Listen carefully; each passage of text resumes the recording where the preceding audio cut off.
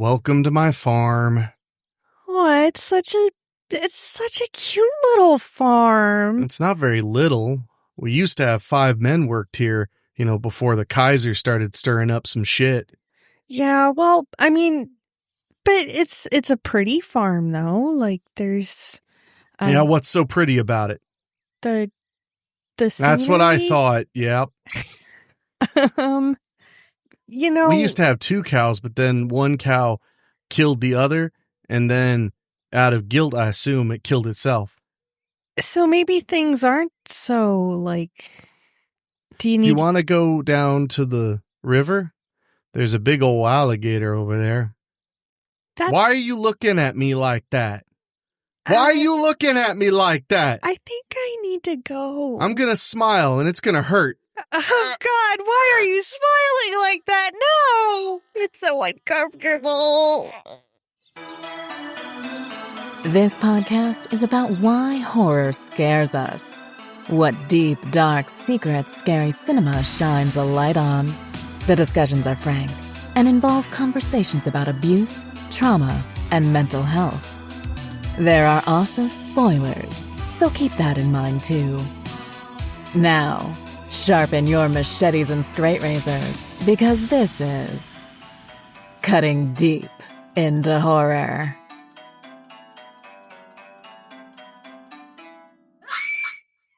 Hello and welcome back to Cutting Deep into Horror. I'm your host, Enrique Couto, here with my co-host, Rachel Ridolfi. Rachel, how are you? I'm doing pretty all right. Yeah? Yeah. Do you feel it? Do I feel it? Mm-hmm. Love is in the air, Oh, dude. yeah. Yeah. Yeah. Because it's almost Valentine's Day. It is. In fact, when this airs, it'll be the day before Valentine's Day, which that just dawned on me. That means that's a Friday the 13th. How did I miss that? It's a Friday the 13th. It would have to be. If Saturday is the 14th. Yeah, then it's a Friday the 13th. Oh, man, I completely whiffed on knowing that. Damn. Wow. I'll have to make arrangements. Yeah. Yeah. Got to watch some Friday the 13th movies. Got to figure out something else. I don't know what. I mean, traditionally, we do fried foods. We did. That was 8 years ago. We haven't done that since then. Yeah. Yeah. That was Friday the 13th. That was like 7 or 8 years ago. That was a whole day. That was like a day. That was basically the closest thing to being a short order cook I've ever experienced. I didn't leave the kitchen once. I just stood there battering and frying and battering and frying. No, okay, that's not true though, because you would leave the kitchen to start the next Friday the 13th movie. That's true. I'm the only person who knew how to operate a piece of technology at that time referred to as the PlayStation 4. So I had to know how to, you had to have the know-how to pop the disc in and have it play. Gosh, that would have been before there was even a Friday the 13th box set. That was back when there were some of the Blu-rays were individual. Yeah. Man, dark times, man. Yeah. Super dark times, bro. But tonight, since we're getting ready for the love holiday, we are going to be talking about a film that you picked for Valentine's Day. I mean, I don't think it's a bad pick for Valentine's Day, but it's not, entirely a Valentine's Day movie or anything like that. It came out in September. But I did make you watch it, but I showed it to you on Valentine's Day, if I remember, or Valentine's weekend or something like that. But it's 2022's Pearl. Yeah. And starring Mia Goth. And it is in my opinion, it's a masterpiece. I really do believe that, which is wild because it came out of nowhere. It was directed by Ty West, and it's a sequel to the film X. But it's a prequel, but it's in the series, X series. And that's a whole other thing to point out. So to rewind, with Pearl, I went to see X in the theater. For those who don't know Ty West's work, he's done a lot of really interesting movies. He kind of came up in an era of film called Mumblegore. mumble gore. I haven't heard that term before. It was a riff on mumblecore. Okay. Which was an era in the late 90s and early 2000s where people were making these mini DV movies and DSLR movies that the reason they called them mumblecore was kind of a joke because they tended to have a lot of improvised dialogue. So people were kind of mumbling and talking over each other. They tended to have lower quality sound because they were low budget. They were often very small productions. And so mumblecore was this kind of movement of like drama comedies that would come out. And a lot of guys that were in the mumblecore movement made mumble gore movies as well. Okay. Like Joe Swanberg. Oh gosh, what's his name? The guy who did Creep. Mark Duplass and his brother, the Duplass brothers, they made mumblecore movies and then also ended up making mumble gore movies. So it was a play on words, and then mumblecore was a play on the idea of calling something core if it was like in music. You would say like, posi-core meant positive hardcore or whatever. So, but Ty West came up right in that era, and he started his career with a film called The Roost, followed by a film called Trigger Man, both which I thought were fine, but they were kind of forgettable. But then he made a movie called The House of the Devil in 2009, which lots of people love. I am somewhat indifferent to it. I don't know why. Maybe I need to rewatch it when I'm in a really good mood, because maybe it's great and it didn't connect with me. The 2 times I watched it, I didn't love it. But it had great aesthetics, great performances. It was shot on super 16 millimeter film, and they like leaned into it. They set it in the 70s. Oh. But then in 2011, Ty West did a movie called The Innkeepers, a ghost story, a very simple ghost story horror film that actually just played on Joe Bob's Last Drive-In a week ago. And when I saw The Innkeepers, that was when I decided Ty West was friggin' awesome, because that movie really got to me. Like it freaked me out. It's a very slow burn, but there's a moment when the first ghostly thing happens. It scared me. It like shook me to my core. And it's funny because that is often the one Ty West movie people malign. It doesn't have a particularly grand amount of violence or a particularly grand amount of gore or scares. It's very simplistic.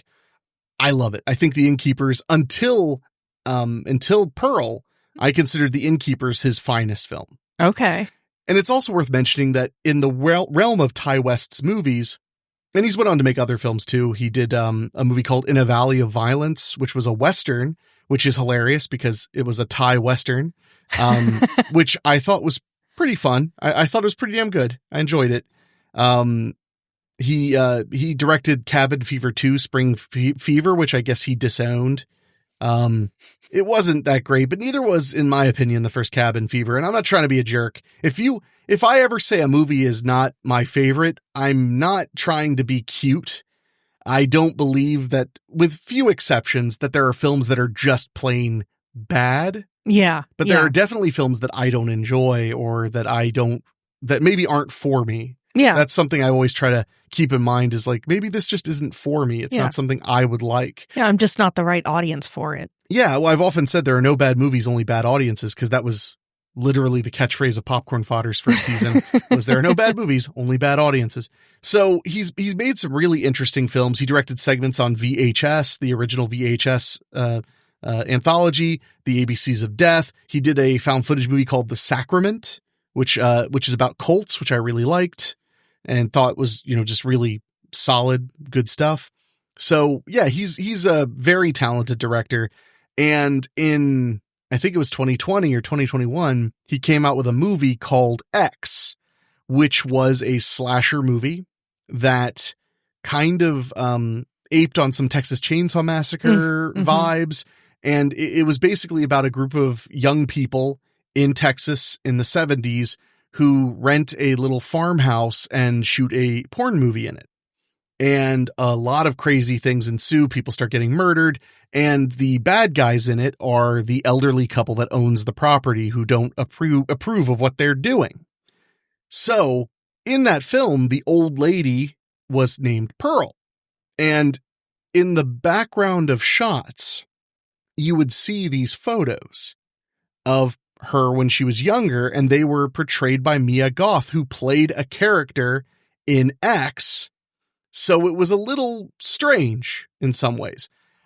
She played Maxine Minx was her character name in there, but she was also under all the makeup playing Pearl in X. As an older lady. And supposedly how Pearl came about was they were filming X in New Zealand during the lockdown for COVID-19.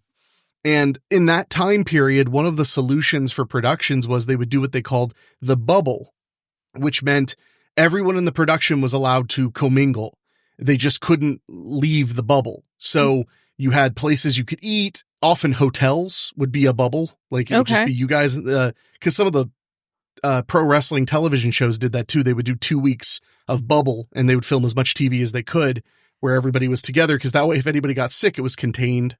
Yeah. So they were already in the bubble in New Zealand filming X. And Mia Goth and Ty West started to get along very well, and Mia Goth had lots of ideas that Ty West liked. So she came to him with this idea, let's make a prequel about Pearl when she was a young girl, which would have been in like 1918. So they ended up raising the money quickly because they already had crew. All they had to do was get more cast. Like they had most of the stuff. They had the sets built. They just had to make them look young again. Yeah. Look new. And they shot a whole other film before they wrapped all the stuff. They just decided to roll it in to another movie because they were already there. And when I went to see X premiere night, I'll tell you what I thought of it right after this. I was a little rusty because it's been a while.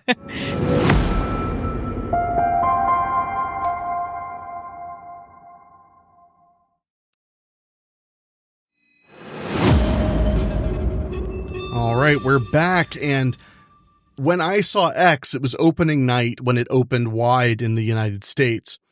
And I would say for me, X is a solid 3-star flick. It didn't blow me away. It didn't make me lose my mind that I had to go get a copy or whatever, but I did enjoy it. I had a good time with it.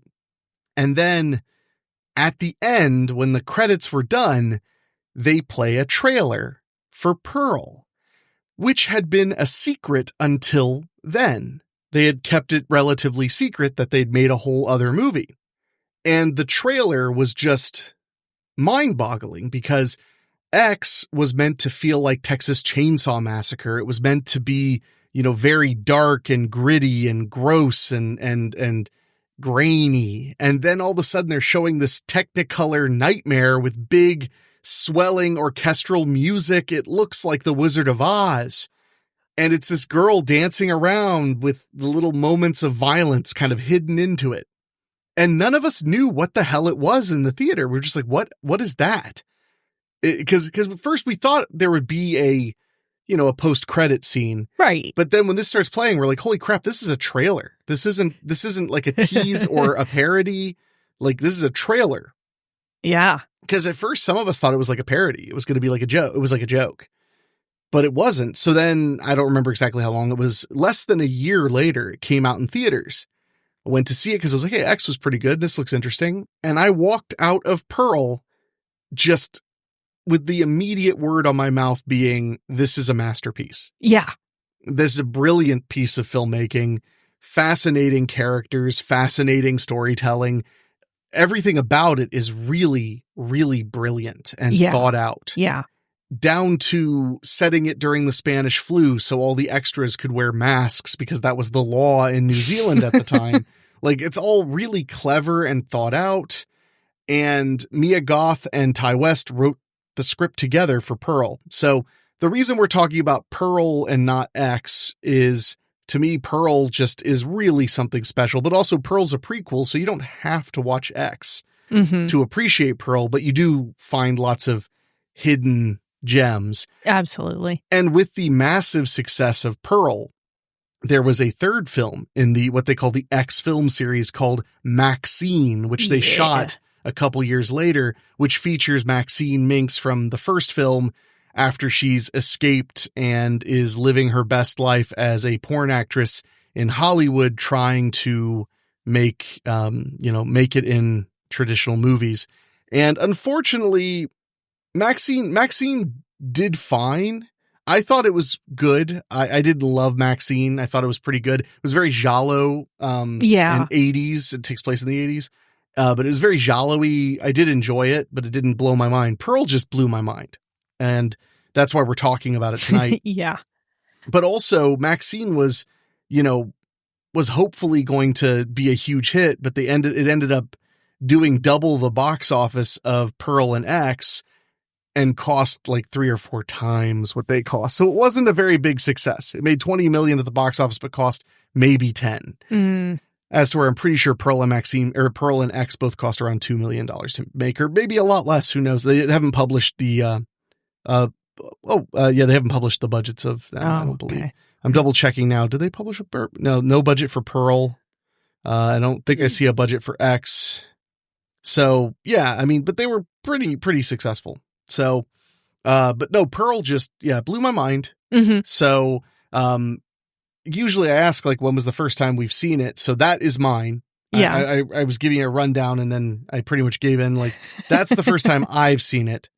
So you want to tell me about when I made you watch it?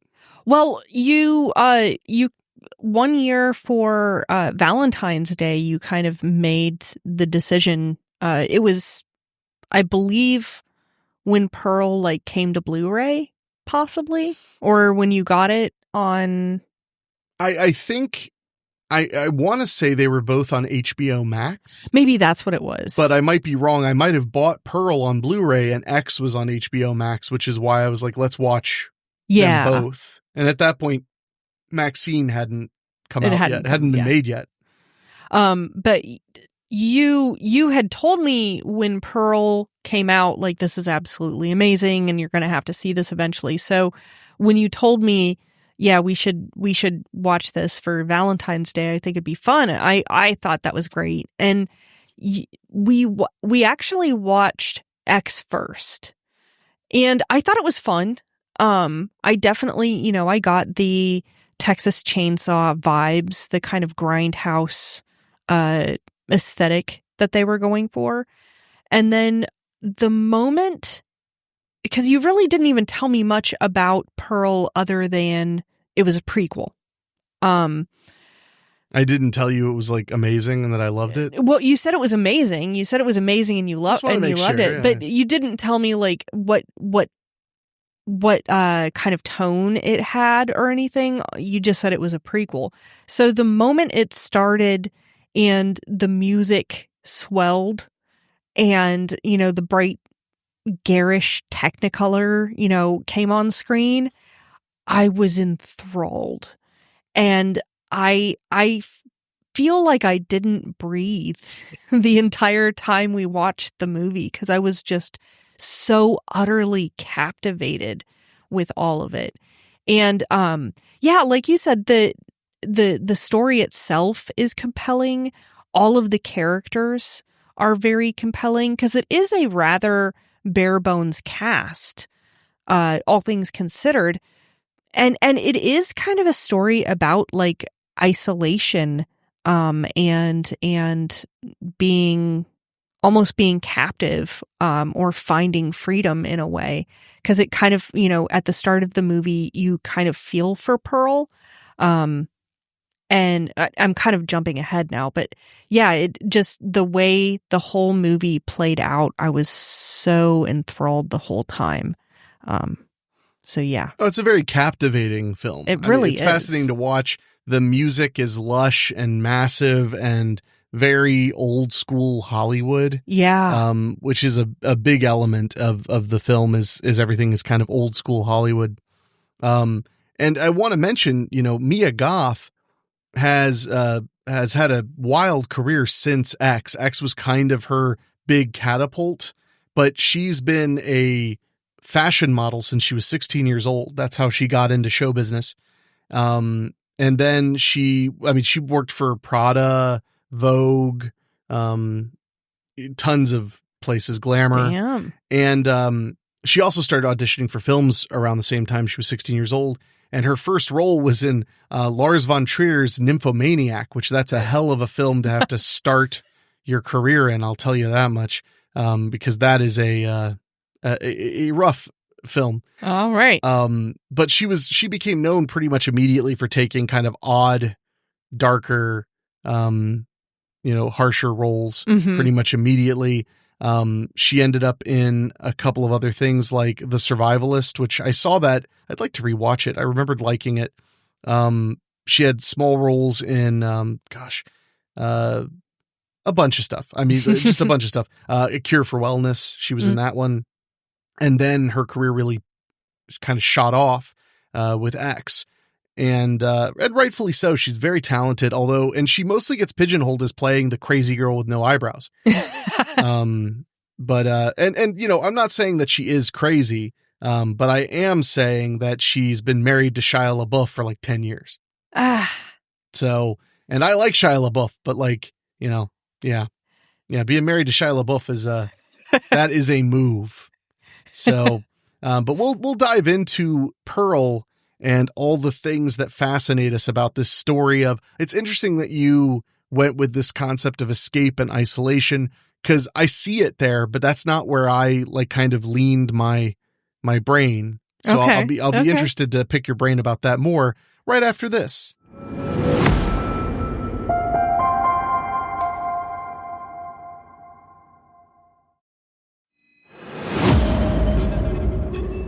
All right, we're back talking about Pearl, and I have a lot of thoughts, especially after this last viewing. Yeah. Where I kicked back and we put on my projector, which I'm trying not to be angry about the fact that I have to send it off to get serviced soon.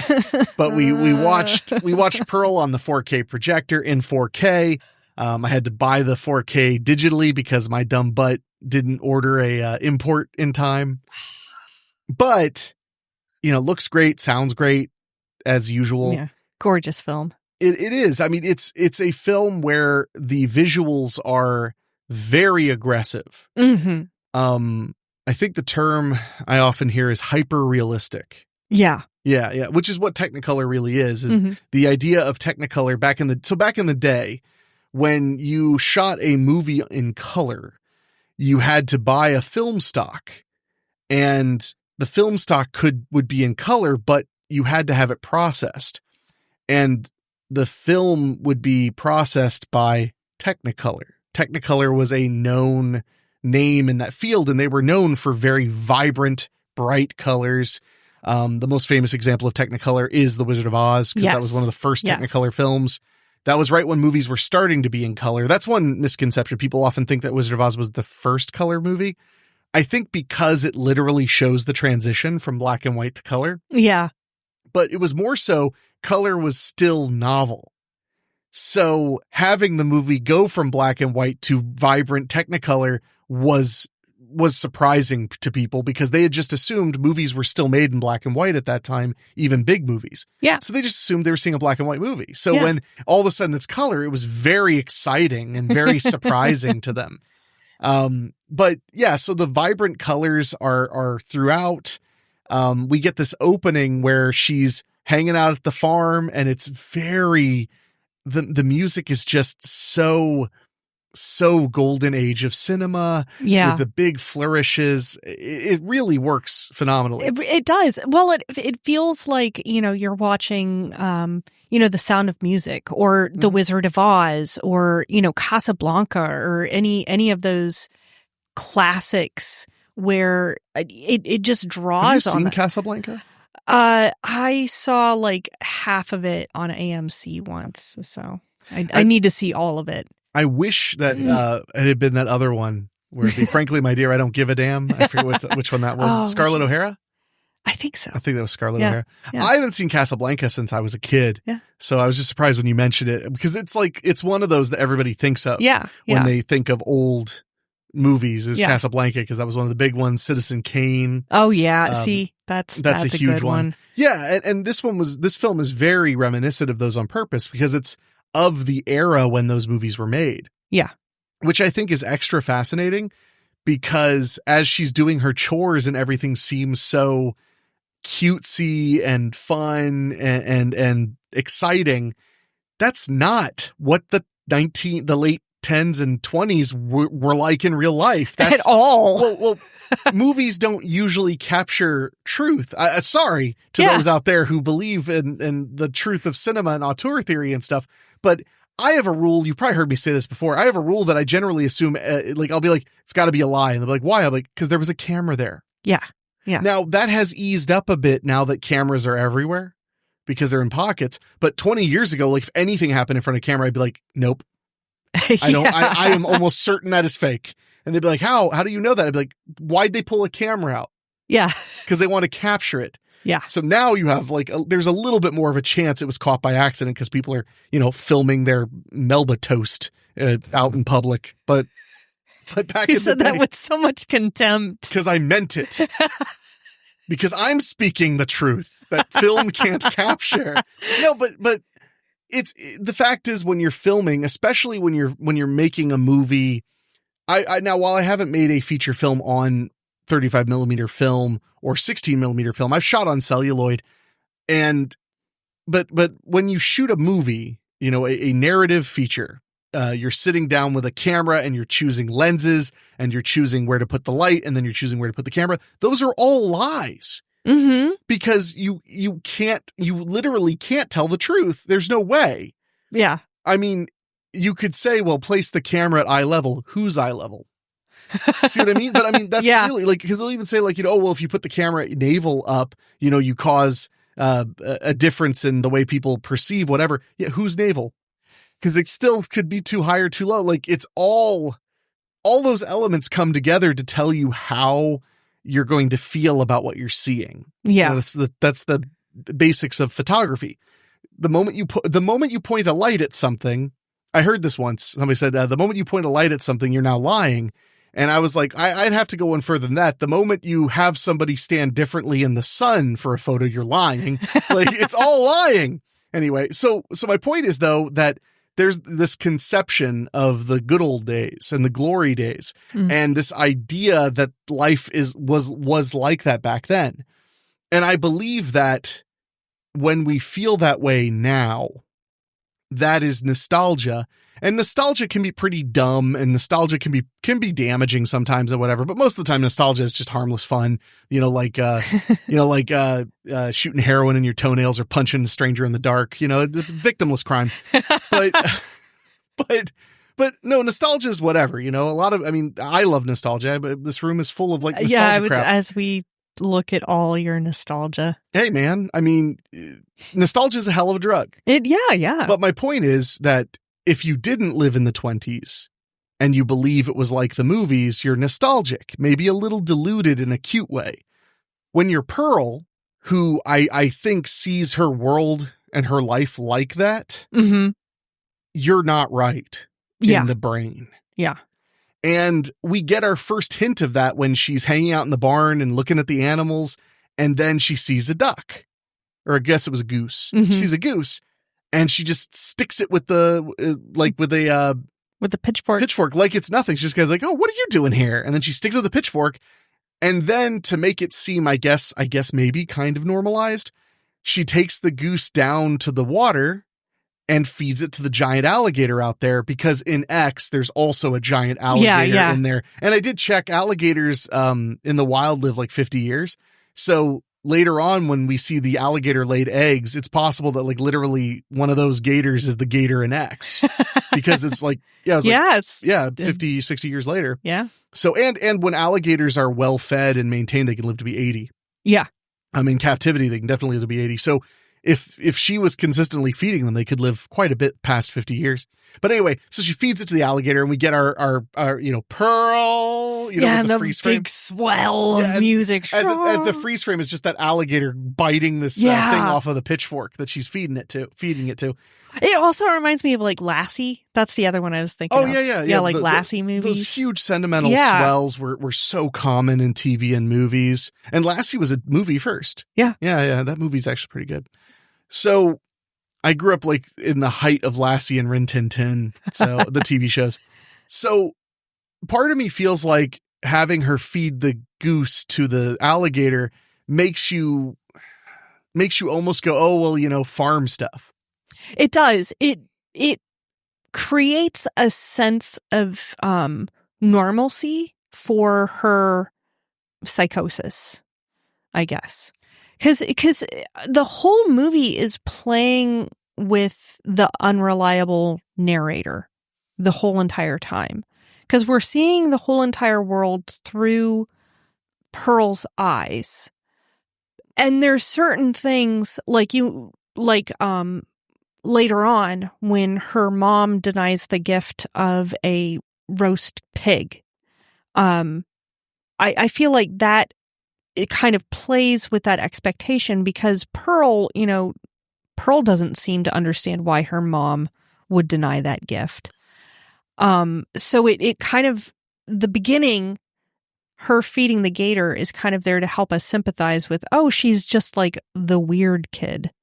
She's the weird farm kid. Well, there are plenty of them, and so Thanks. One thing you didn't grow up on a literal farm raising thing. You grew up a farm adjacent kid. Farm adjacent. Yeah. Nice try, pal. No, but I will say, I don't think we have an unreliable narrator in this because I don't think we do see through Pearl's eyes. I think that we are trying as the audience to see through Pearl's eyes.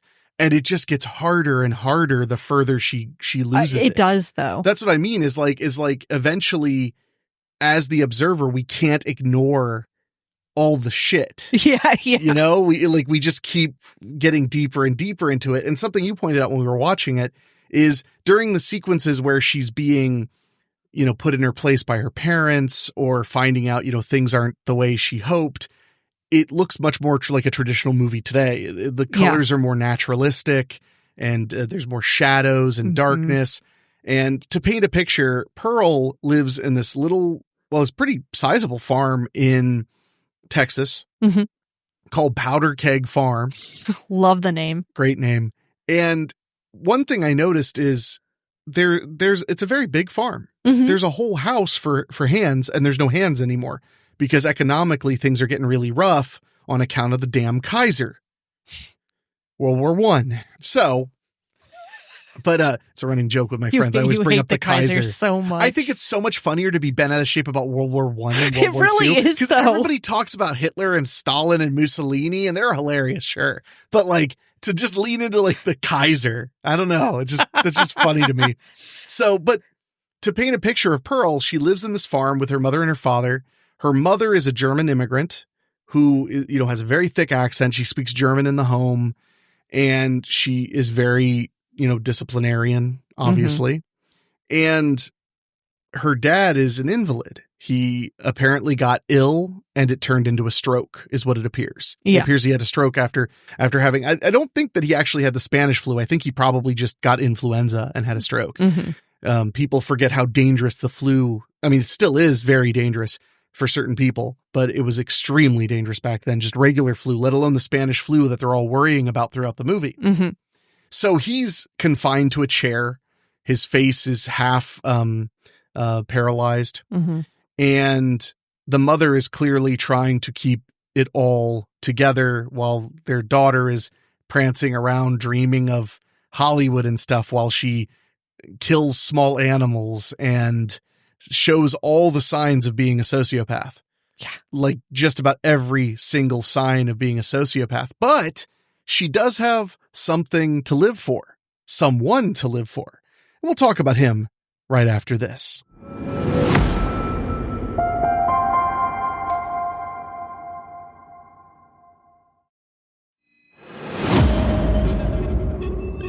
Pearl has a husband. Yeah. Harold, right? Harold. How could you not know? I wrote it down somewhere, but I have so many notes. Howard. I was wrong. Howard. So she has a husband named Howard, but of course he's overseas fighting the Kaiser, as you have to, as one does, as you should. So he's not around right now, but he's been writing her letters, and they seem very sweet. It seems like he does care for her very much. Yeah, and she's annoyed. She really obviously wants him to come home. Yeah. So, and when we meet at some point relatively soon, so we may as well just mention now, she runs into Mitzi. That's her name, Mitzi. Mitzi's Howard's sister, and Margaret, Howard and Mitzi's mother. Mm-hmm. They come by at one point to drop off a pig because times are tough. And there are several references to the fact that her mother, Pearl's mother, is, having to make sacrifices. They're having to, work very hard to feed themselves, work very hard to keep the farm going. There's reference to how many fewer animals there are because they can't afford to feed them. Obviously, their dad's not working because he's invalid. Yeah. And what can you do? Yeah. So at that point, when Pearl's in-laws come by, they drop off a roast pig, which is a very nice gesture to be like, here, have some really like high quality meat, like to enjoy for everybody. And the mother, Pearl's mom, is just like, nope. Or Ruth is Pearl's mother's name.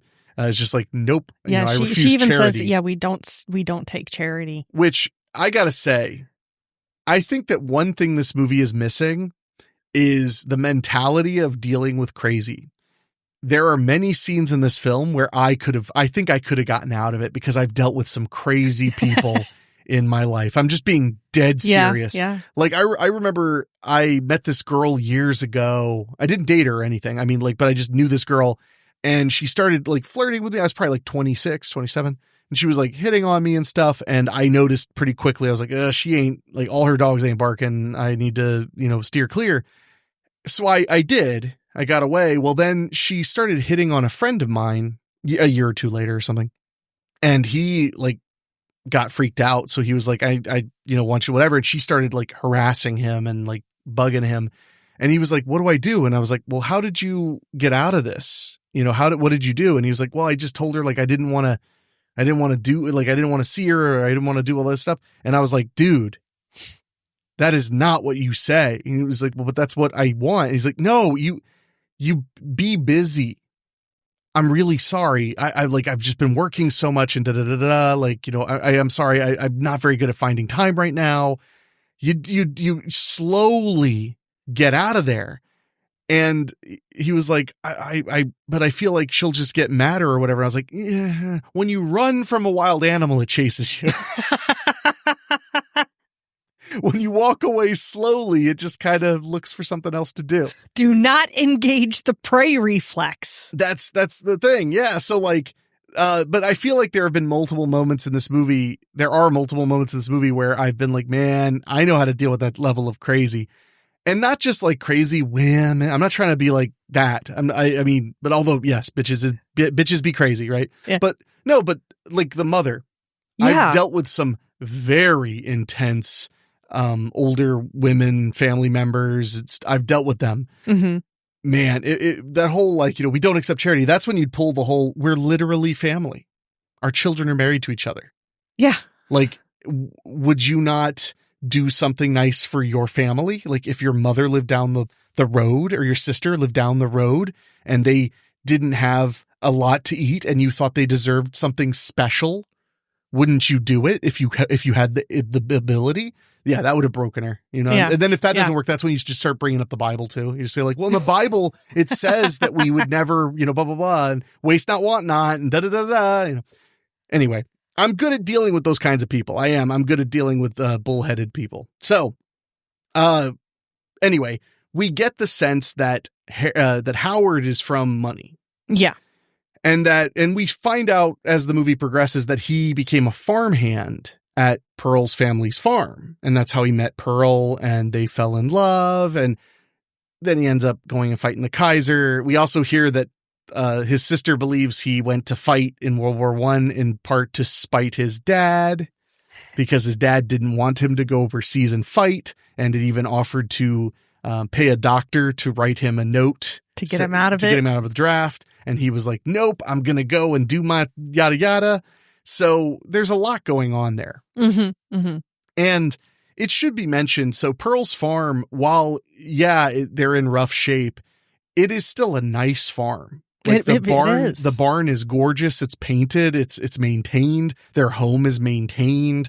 They're eating dinners. and they're not just eating, porridge and wheat. It's like good, healthy food. It's on the poorer side. I mean, they're eating a lot of corn and a lot of potatoes, but they're not going hungry by any stretch of the imagination. And that's worth mentioning because it's a very hard life. So with that all being said, it's very clear Pearl is the only person her mother can count on. And her mother knows her daughter pretty well. So we're already starting to wonder, but so far we're getting the vibe everybody's just so mean to Pearl. Like all Pearl has is a dream. Yeah. Why is everybody so mean? It's just not, life is not fair. So then she takes a bath. After she gives her dad a sponge bath, which apparently is because they don't want to waste the hot water, is she gives her dad a sponge bath and then she jumps in that tub and uses the water up. And she gives him some medicine, which is almost certainly morphine syrup. Oh, yeah. And her mom mentions to her, like, I need you to go to the store tomorrow to get your father more medicine. So this is where we start to actually know who Pearl is, because Pearl hops on her bicycle and she rides into town. And town is just a bunch of people, in their masks because the Spanish flu has begun. And she goes and gets the medicine. And then what does she do right when she's done getting the medicine?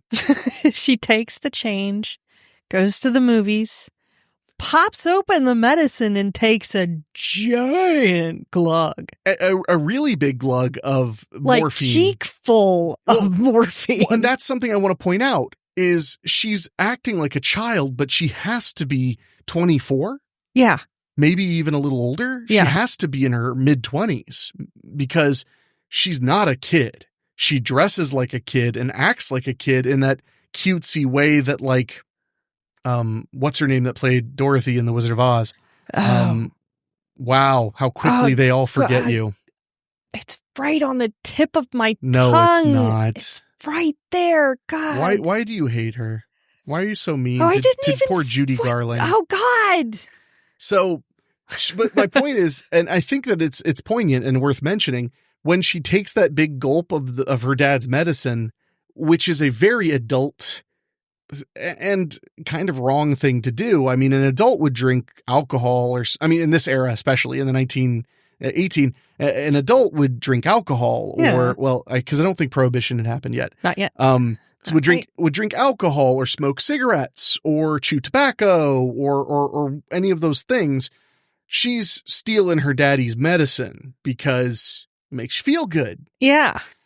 But when she takes that gulp of it in the movie theater, when you mention the cheekfuls, that's what my point is. She drinks it like a little kid. Because little kids, that's like the little kid thing is they fill their cheeks up. Yeah. And then they whatever. So yeah, when she fills her mouth up, her cheeks get real puffy and then they poof down and she drinks it down. So she's drinking it like friggin' like a 6-year-old. Yeah. Like, see another, man, I'm not doing good with these old timey people. Like the chick who sang, the little girl who sang like Big Top Lollipop. Annie. Wow. You don't know nothing, do you? I really don't. I'm bad at this. I'm glad that Annie came up as the 2014 one first when I Googled it. Because I love that. I love that 2014 Annie. Ah, God. And there was the whole VHS collection, and there was the late night commercial for the collection of movies for the little girl. I feel bad because I'm not remembering the chick who sang Good Ship Lollipop. Maybe it's because I'm insane. But my point is, it's very like old, gitchy, timey stuff, but she is acting like a child during a time of very serious things going on, like World War I, the Spanish flu, her family's economic struggles, her father's invalidism. Those are all serious, serious things. Yeah. And she's just at the movies drinking medicine. And we all need to be able to, blow off some steam and have a release valve, especially when we have a lot of responsibilities. But she doesn't even have that many responsibilities. Yeah, like her chores, like she acts like her chores are a big deal, but they don't even have that many animals to take care of. No, well, and I mean, she just does what her mom tells her to do. Yeah.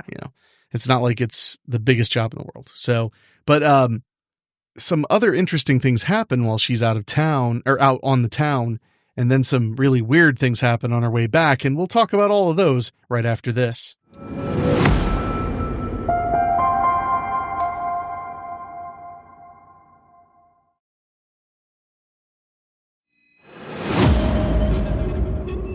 For those of you who are yelling at your iPhone the entire commercial break, Shirley Temple is the name I was trying to remember. Ironic being that it's my favorite drink that I couldn't to save my life, I couldn't remember the name Shirley Temple. But that's kind of what it felt like she was kind of being. She was just being like the little ragamuffin kid character. And then but she's in an her, adult. even her little overalls and everything. Yeah. Like, I mean, that's farm kid stuff too. Yeah. But no, you're not wrong though. And she's got the pigtails and stuff. And there's a lot of reasons that may not be entirely on her for her having her development arrested. One of which may be that as we progress, we realize that her mother totally sees there's something very wrong with her and is trying to deal with it. So why wouldn't you kind of keep her as a child? Because you need to keep her under control, and children are meant to be kept under control, or whatever however you want to look at it. So as she's leaving the show, she meets the projectionist. Yeah. He's a nice guy. He comes out and he offers her a cigarette and gets to talking. And he gives her a one frame from the movie that she watched as, kind of like a gift and a show of friendship. And he tells her that he pretty much lives there and she can come back anytime and just knock on the door and he'll, come out and say hi. And she seems pretty smitten with him pretty immediately. And it's interesting because we've seen her fantasize about Howard before, but she doesn't seem very, even though she seems excited for him to get back home, when she fantasizes about him, she doesn't seem that particularly warm toward Howard. But this guy, she's pretty excited about him immediately. And he's played by David Corenswet, who became Superman. Yeah. Shortly after this film, worth mentioning. He's basically being very friendly with her. She tells him about her life. And I want to say, I felt like, and please feel free to jump in with this as the female in the room. I felt like he wasn't coming on super strong or being super creepy in that moment. He was being friendly and just kind of feeling her out. Yeah. Like what's this girl's deal? Yeah. I even though he's I would say he's like a smidge of a sleaze as the movie progresses. I don't think he's like a dangerous sleaze or anything. He's just a guy who wants to have some fun. Yeah. That was the vibe I got. Yeah. Because it would have been very easy for him to go full creepo.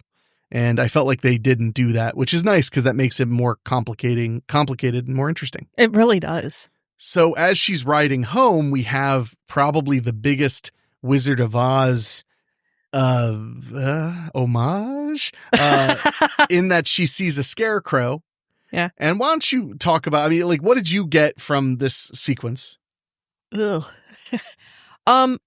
So she's riding along and the wind takes the film clip from her and she tries to find it. She finds a scarecrow and she climbs up onto the pole that the scarecrow's on. And it starts out as a kind of dance routine, and it quickly becomes something much more uncomfortable. So she's dancing around this clearing in the corn with this scarecrow, and she kind of topples to the ground with it, and she's sitting and laughing, and then she gets on top of it and she's straddling it, and as she's looking at it, it for just a brief moment looks like a man's face. And it kind of looks like the projectionist's face. And she screams at it, "I'm married!" And then I have a husband. I have a husband. And then she starts making out with it. And then she very sexually is just grinding up against it and moaning. And we start to see just how she's clearly an adult stuck in this arrest, like you said, a state of arrested development, but she's a very sexually aware person, but she's not fully sexually developed. It seems like this weird kind of taboo thing. And we really see that in this scene with the Scarecrow. Well, the Scarecrow keeps morphing into the projectionist while she's on top of him, which I think leans into the idea that she's just that she's not sure what to do with these feelings. Yeah. Because she has a husband but they've not really been able to be together because he pretty much went off to the war the moment they got married. Mm-hmm. So she doesn't really understand much. She's just kind of playing it by ear. Yeah. But then she goes home. Mm-hmm. And things get way less weird and creepy from there for Pearl, thank goodness. Yeah, right? It's just a totally normal movie from here on out, right? So they're having dinner, and her mother asks where the rest of the change is because, she gave her money for the medicine. And Pearl says, I spent, or she said the 8 cents is missing. And she says, I bought some candy because I was, hungry from the ride or whatever. And the mother just leans over and just takes the bowl of soup away from in front of her and just says, well, that was your dinner then.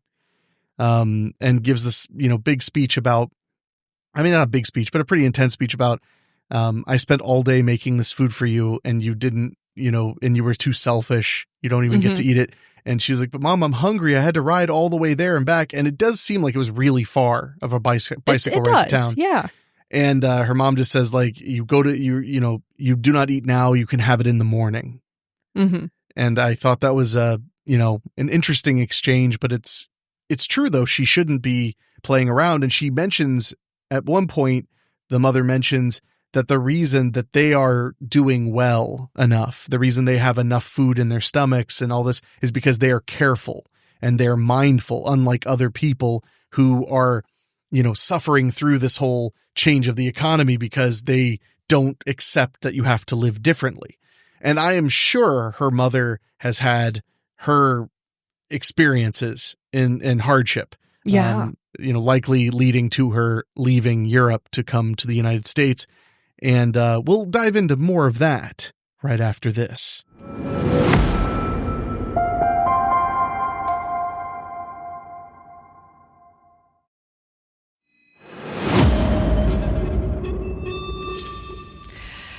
So after that, Pearl is kind of fed up with being trapped at the house. One night, she steals one of her mom's dresses, which is kind of established at the start of the film is one of the naughty things that she does. Is she steals her mom's clothes, her nice clothes, and dresses up in it. So one night, she steals one of her mom's real nice dresses, a beautiful, beautiful red dress, and sneaks out of the house and bikes all the way to town, goes to the theater, and meets up with a projectionist. He takes her up to the booth, and we kind of realize that he probably does actually live out of the projection booth because there's a cot that's been set up. And she even asks, I don't know what that was. She even asks him if he lives there, and he says, well, what does he say? I'm kind of what they would call bohemian. Well, he says, I don't really live. I like to think I don't really live anywhere. I'm what I can't remember what he said, the something or other people call bohemian. Yeah. So it's a really cool introduction to him, but he gets out a roll of film and he starts showing her a film. He says he got it from France. And of course she's fascinated because she seems, she's obsessed with escapism and getting out, not just out of her home or out of her town, but out of America. She just wants to travel the world. So she's really fascinated. Well, she wasn't even interested in leaving America until he told her Europe. And that's true. She never once says anything about leaving America until the projectionist mentions Europe and how yeah, he's Europe going would there. be the big thing. No, you're absolutely right. But he starts showing her this film, and it's a stag film, an early porno, I guess. And you pointed out when we were watching the credits that it was an actual film from the Kinsey Institute, which I think is interesting. I mean, yeah, it's from France, but it was it was in their collection of old films. But so that's the conversation where we do start to see her escapism and how deep it runs, because he does mention to her, he got it in Europe. He thinks that she would be a good performer in Europe. And that's when she really gets obsessed with this idea, like she does need to get out, not just of her farm, her home, but out of America. And I mean, she just adds to the fantasy she has. Yeah. Because he mentions, he doesn't even say, he just says in Europe, you could be anything you want. Mm-hmm. That's all he says. He doesn't say like you could be an actress or you could be a dancer or anything. He just says you could be anything you want there. Yeah. But then she says something kind of alludes to the darkness that's festering in her when she mentions that she doesn't think that her life will get better until her parents are dead. Well, she says she can't leave them. She can't leave them. And then she literally says like, sometimes I just wish they'd die. They'd go ahead and die. Yeah. And he seems a little put off by that, but not, he doesn't let on to it. He's not like perturbed. Well, she had told him that she was caring for an invalid father and, made it clear that her mother is a bit difficult and stuff like that. So I think he just tried to write it off as blowing off steam, just saying things to get them off your mind. Because we all have those thoughts that aren't really appropriate, but sometimes you're just overdone. Yeah, you're burnt out. Yeah, you just got to get it out of there, out of your mind. So that's kind of an interesting point where we see how much Pearl wants to escape, and we see her desire to escape growing and transforming now that she's got more contact with this guy. And now that he's got that idea in her head that, Europe could be the place to go. Well, he's mentioned he's going there. That's the next place he's going. Mm-hmm. So that's got it in her mind that maybe somehow she could hitch her wagon. Yeah. I mean, he could be the one to take her away from all of this, since Howard didn't. And it becomes more and more obvious that that's what she wanted out of Howard, was to get her off the farm. And we start to see how much she resents Howard, that he loved the farm life and wanted to stay there. And then he left her there. Which seems pretty cruel to her. It really does.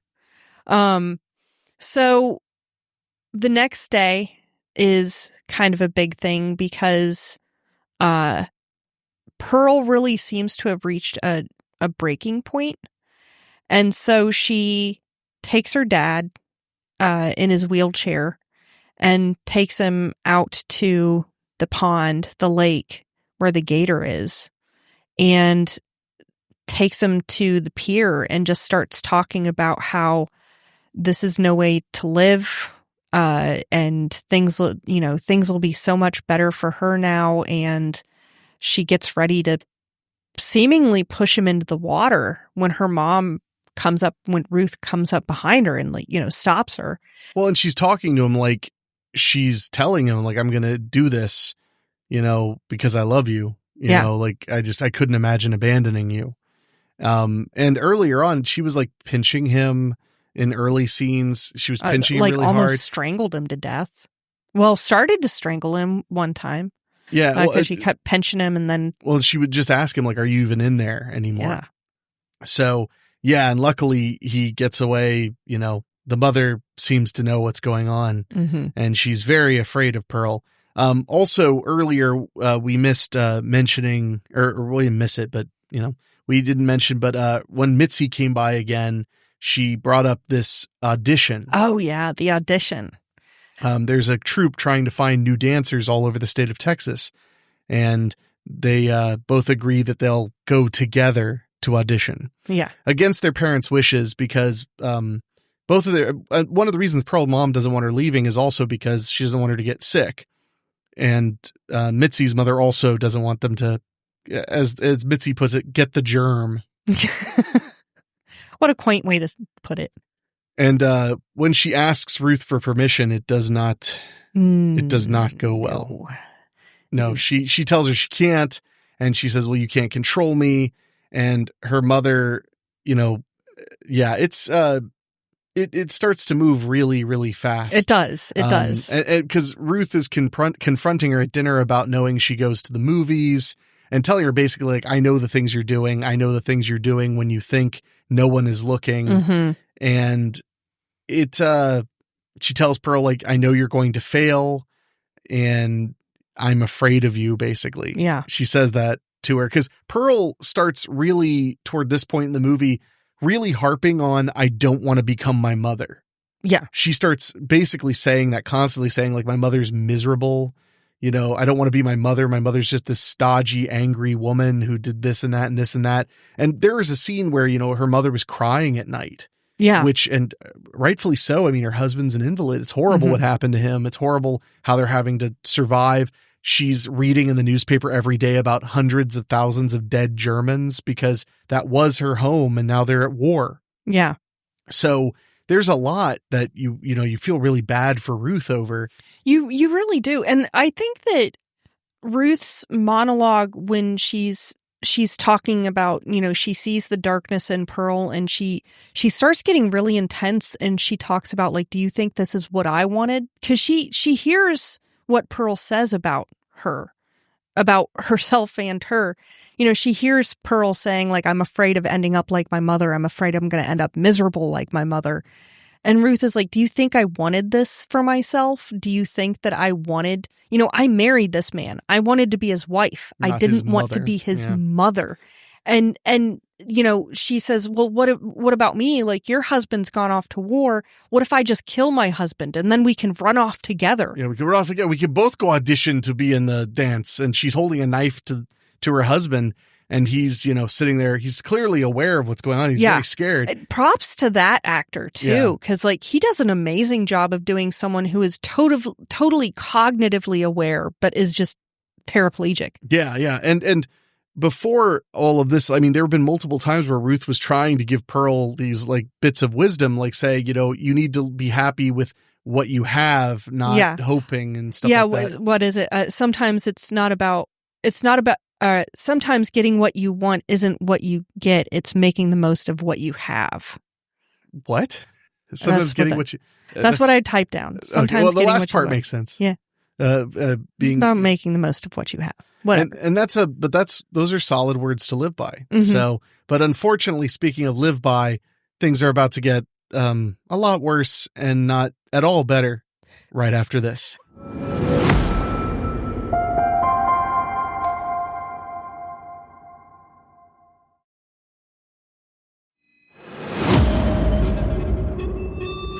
So we're back, and now that Ruth has kind of went off on Pearl and told her that she's noticed her, that she's mentally not quite right, and tells her she's not special, she's all these awful things, and I believe she says that Pearl is like her biggest failure, that, like, looking at her every day is the worst, thing, which is pretty harsh. They start fighting, like, physically, and Pearl shoves her mother against the hearth. And at that moment, her dress catches on fire from the fireplace. And in Pearl's defense, she tries to extinguish the fire by pouring, it looked like the soup bowl.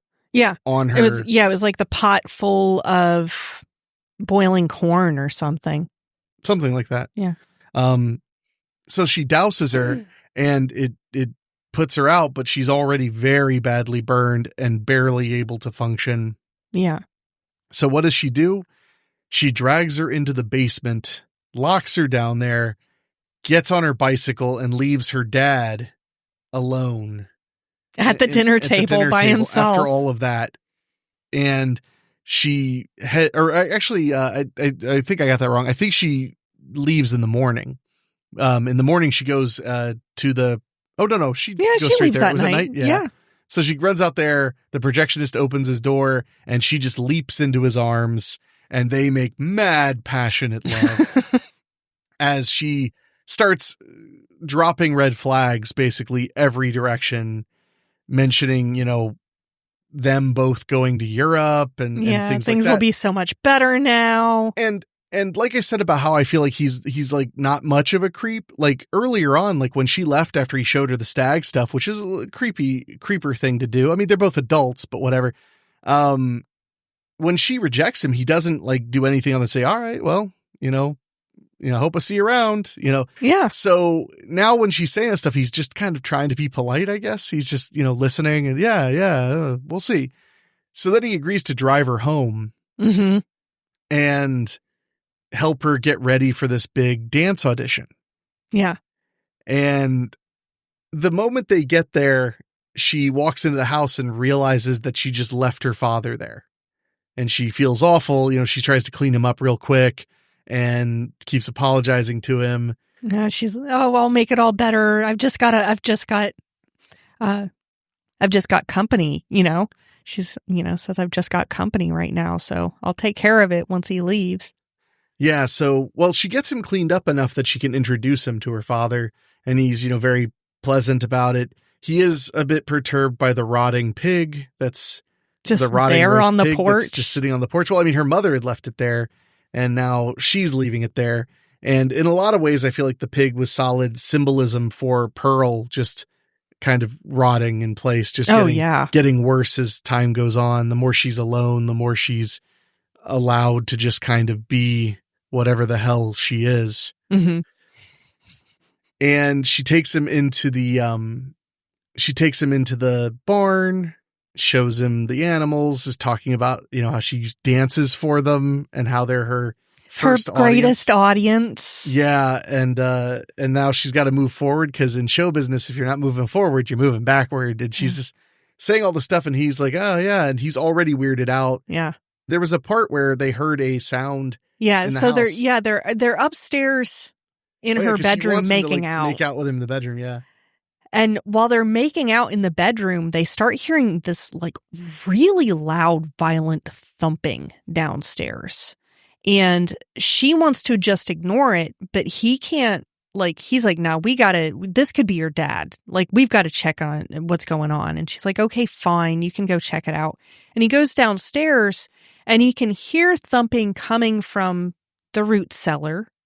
And as he's looking around, he sees like rotting food on the table it wouldn't have had time to rot, but it's just all over the place. Just food all over the place. And she finally just like jumps out from behind a corner. She's like, it's the dog. It's the family dog. The dog made a mess. I had to lock it in the root cellar. And that's what that noise is. So while they're in the barn and she's talking about the animals and how she always performs for them, she's like, well, this is the cow Charlie, and this is the sheep, what's its name? And he starts to put it together. And he asks, what about the dog? What's the dog's name? And she just, without even thinking, she's like, oh, we don't even have a dog. No, she doesn't say we don't even have a dog. Because that would be her admitting. No, she just says, we don't have a dog. Yeah, we don't have a dog. She doesn't remember the lie she told. Yeah, she doesn't even remember the lie. And then when she sees the look on his face, she tries to course correct.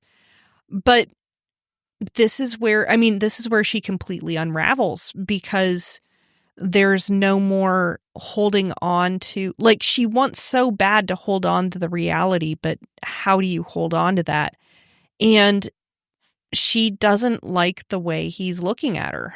And he tries so hard to let her down as gracefully as he can. Well, he's just trying to leave. He tells her like he's got to get back to work. Yeah. And she's just like, why are you being cold to me? Why are you acting this way? What did you see? What did you see? Like, why are you being this way? And it's terrifying. It really is. And a good example of like, you got to know how to pacify somebody that's scary. You need like when you'd say like, I'll see you around, I'll see you around. And she says, when? And he's like, well, it's a saying. And that was a huge mistake. He should have made plans to see her again, That way he could have gotten to town and called the police. That's what I would have done. I would have been like, well, the last show's at 9:30. Why don't we meet up there? And you want to meet me there? Or you want me to come and pick you up? Maybe we could, this and that, and this and that. And then you get the police. That's what I would do. But no, so she's like, you're going to leave me. Why are you being this way? Like, it's very scary and very believable the way she's just erupting on him. Yeah. I mean, it really is a lot to take in. And he tries to, head to his car. He's not running, he's just like, I gotta go. She comes up to him with a pitchfork and she sticks him real good. Yeah. And that's not even the whole of it, because the car starts rolling away and things are just going to get messier from here right after this.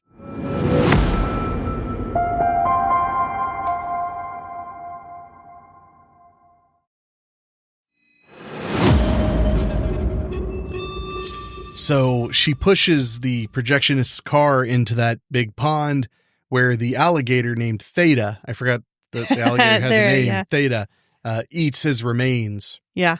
And it's a great little setup because we do see that old car for a shot in X, just in the pond at one point. Yeah, I believe so. So yeah, it's a great little setup. Sure. Well, and obviously lots of cars. I mean, I don't know if we saw a car that old in the pond in X, but we saw cars in the pond. We did see cars. Yeah, maybe it wasn't that car, but yeah, I don't know if it was quite that old. But we did see cars, so it's obvious that that's the beginning of that. And at this point, Pearl gets dressed in her mother's like really nice gown, and then also dresses her father up after cleaning him up, puts him in a bow tie, and it becomes clear things are not going to be okay. No. There's a great little thing where, her dad is paralyzed and he can't speak and everything, but there's a little canary in the house, and the canary chirps and sings and everything. And it's almost like a nice little indicator of the dad's state of mind, if you pay attention. So there's this scene after she's changed and she's given her dad a sponge bath and she's gotten him changed. They're in the family room together and the canary is chirping. And as Pearl is talking about how my life must be so terrible for him, and she knows that he's going to look down upon her, so kindly, now that she's going to do such great things, and she, gets a pillowcase and gets ready to smother him. And the canary just gets more and more agitated and is squawking louder and louder. And I just love the way that they used the canary to kind of give the dad a voice a little bit. I could see that. Yeah. I thought that was kind of cool. Okay. Yeah. I can see that.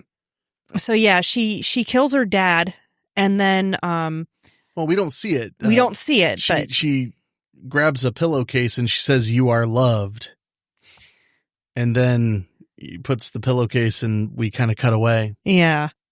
But then she goes down to the root cellar to check on her mom. And I thought it was great that her mom's just like barely, still kind of there, kind of clinging to life.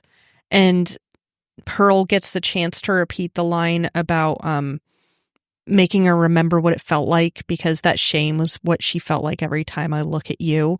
And then pushes her down the stairs to like kill her. And then it's time for the audition. Now that she's free, of course, of all her responsibilities, it's time to go to the church audition. And I love this because the music has become so overwhelming and ominous and blaring. And it's great because it's set in Texas. And so you've got this church just in the middle of nowhere on like a prairie. And everyone's in like pretty dull, drab colors except Pearl, who's in that bright, garish. Well, everybody's in blue or white for the most part. And she's in red. Yeah, they're all the only colors that are really apparent are blue, white, green, and Pearl's dress is red and the door to the side of the church is red. Yeah. So yeah, she's there with Mitzi, and they're kind of talking about their plans of what they're going to do, if they get selected. And as they're doing so, they're getting interrupted by women leaving the audition in Just varying weeping. degrees. Well, some of them are just a little upset, but one of them is like sobbing as the line moves forward. Yeah. And as the line kind of gets up there, Pearl just says, "I have to win." And Mitzi laughs and she's like, "Oh, I don't think you meant to say that," because that is like kind of rude to say. Yeah, I don't think you meant to say that out loud. And Pearl just says again, "No, I have to win." And as they get closer, Mitzi has a moment where she gets really nervous and she's like, switch spots with me so that you go next, because Mitzi just can't bear it.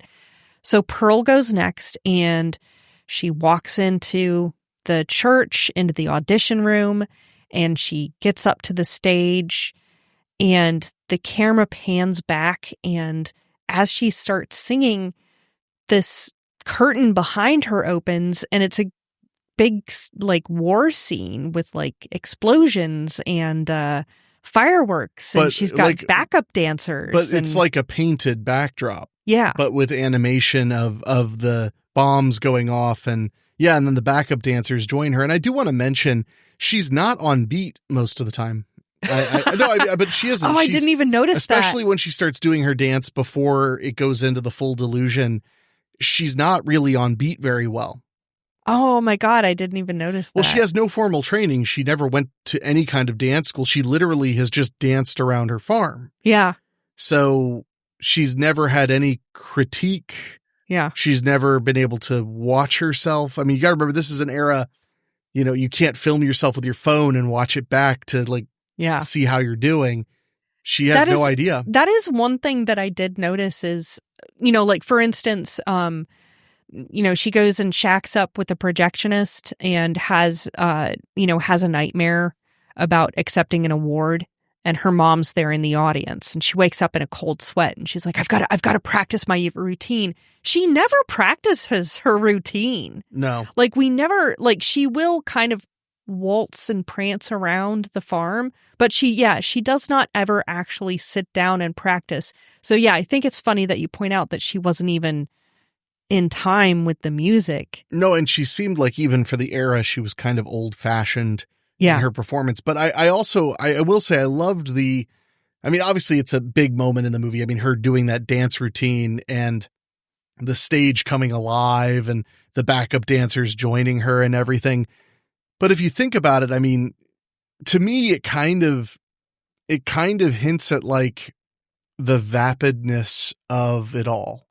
Yeah. Because she's dancing while there's a war actively happening, and not one that she's detached from, because her husband is there fighting. Mm-hmm. And she didn't care. It's behind her. It's a setting. It's a backdrop. Yeah. It's not, it doesn't matter. The explosions aren't real that are happening behind her. Hence, she doesn't react to them. Yeah. They can't hurt her. And I think that that's an interesting way of looking at the idea of, I don't know how to say it, like, of just kind of compartmentalizing your life, or in her case, just really not caring about anybody other than yourself. Yeah. I mean, she is a textbook sociopath. Oh yeah. Without a doubt. She has like these little moments of humanity, like trying to extinguish her mother when she was on fire, things like that. But overall, she's very, very disturbed, and that's one of the things that I love about this movie is I love movies about people who have a dream or people who have a passion, but that's not all that you have to have. Like, you also have to be, social and kind and some people who are very successful have sociopathic tendencies, but you can't just be a full-blown sociopath and then go join a dance troupe and have all the success in the world. Probably not going to work. She's just super deluded. Yeah. Yeah. She has the mentality that she would sacrifice everything to do it, to be successful, but she has to have the talent too, and the awareness, I guess, for lack of a better term. So as soon as she finishes her dance, the judges are going to tell her what they think, and we'll tell you right after this.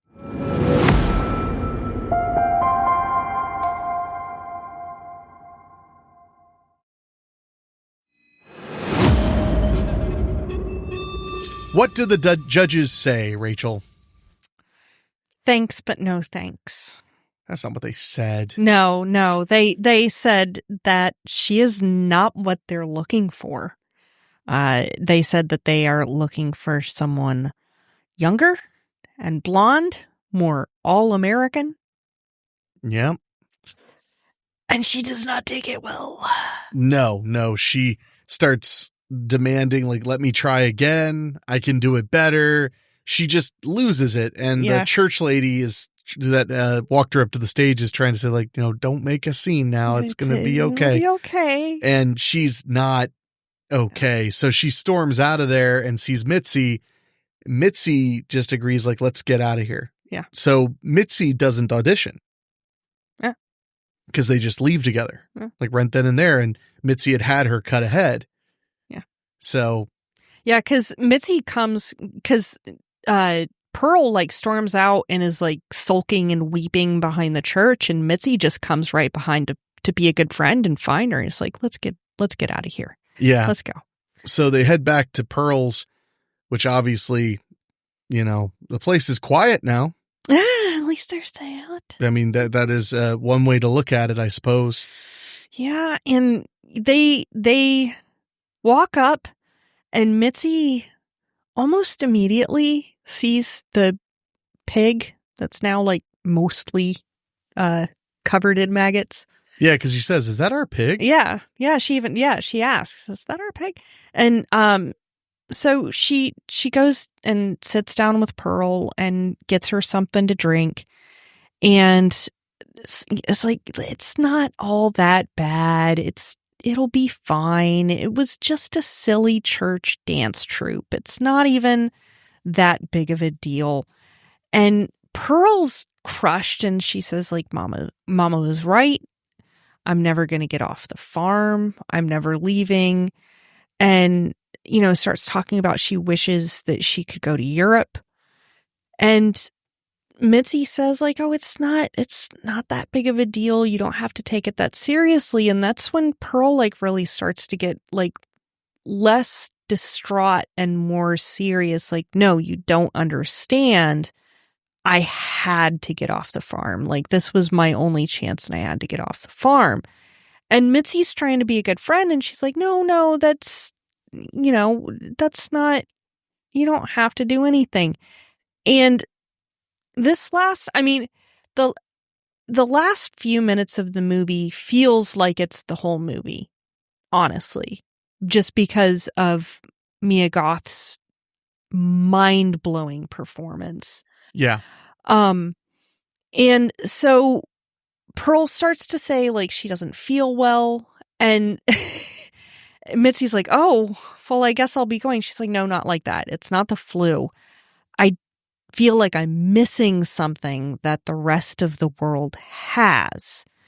And Mitzi, again, being a good friend, she thinks, oh, well, this'll be no big deal. She says, well, you should talk about it. We should talk about it. And Pearl says, well, I can't even talk to Howard about it. And Mitzi says, well, you should practice on me. Talk to me like I'm Howard. And there's a few beats, and then Pearl starts opening up about everything. First, the affair. And then she starts talking about her relationship with Howard. And this is when we really realize that any coldness that we saw in the beginning of the film was totally valid, because the way she's talking about Howard now is he was her ticket off the farm. That was it.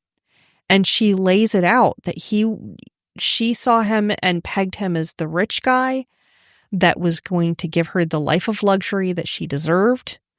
And he didn't do that. And she resented him for it. And then she resented him for leaving for the war. And then she starts talking about, all the terrible and awful murderous things she's done. And then she talks about a pregnancy and, all this. And the whole time, the camera basically doesn't move from Mia. We may cut to Mitzi once or twice, but I think for most of it, it is all on Mia Goth. Well, there's a point when she starts speaking intensely where it stays on her for probably a minute straight or longer, which is really, really long. Because the whole scene with her talking to her is 9 minutes long. Good Lord. Yeah. That's insane. Just saying. That is just insane. And I mean, she confesses to nearly everything. She confesses to kind of sometimes being so mad at Howard that she hopes he dies over there. Mm-hmm. She confesses to killing little animals and stuff around the farm and how it's really not that hard killing things. She confesses to killing her mom and dad. She mentions how she felt really bad about, having to kill her dad, especially because Mama was sort of an accident. But one of the things she mentions that I thought was really kind of eye-opening was she even says, like, and I get it, like, I get why Mama was the way she was. She just wanted a home that she felt safe in too, which is what I want, but I don't feel that way here. But then her tune changes though, because then she's like, but I think because of after everything that's happened, she starts saying like, but now I understand, like, this is my world, and maybe what I need to be is what you need. Cause she's talking to Mitzi like she's Howard, she's like, I want to be the wife you want. I want to be these things. And I can, if you can just forgive me, if you could just see me as I am and not be afraid of me. And it's an incredible, incredible sequence. But there is, in the realm of a movie, when I say in a movie a scene is literally 2 minutes long, I mean that you count to 60 twice. Yeah. That's actually very long in a movie because movies are 90 minutes to 120 minutes. So 1 minute is, potentially, what, 60th of a, or not 60, you know what I mean? Yeah. I'm not a math person. Okay. But I mean, it's a chunk of the movie. Yeah.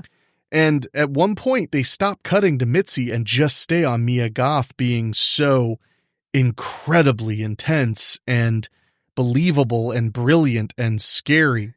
And it really is an incredible example. And I've said this to so many actors for so many years, and none of them ever really listen. Write a great role for yourself. Your strengths.